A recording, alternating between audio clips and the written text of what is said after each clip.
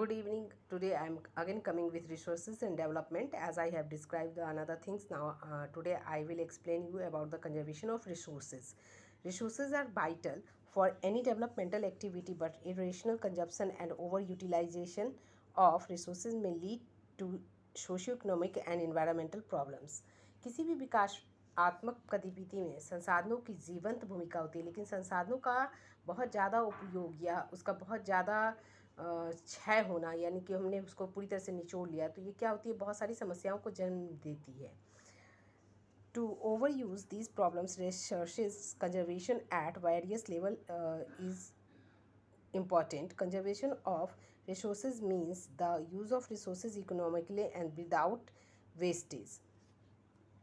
अब इन समस्याओं को से अगर आप बचना चाहते हैं तो क्या करेंगे, जितने भी संसाधन हैं उनको संरक्षित करेंगे. मतलब इसका ये मतलब है कि संसाधनों का आर्थिक और बिना नष्ट किए हुए प्रयोग होना चाहिए. Conservation of resources means the use of resources economically without the wastage. The concept of conservation is to inspire people to use resources judiciously, avoiding overuse, misuse and untimely use.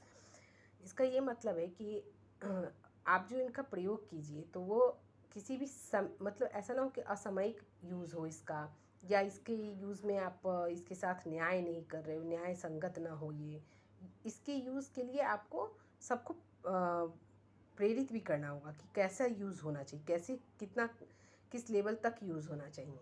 Now come to the next.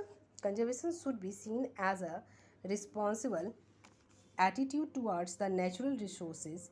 It aims at planned and harmonious interlocking of the cultural, socio-economic system on one hand and the natural system on the other.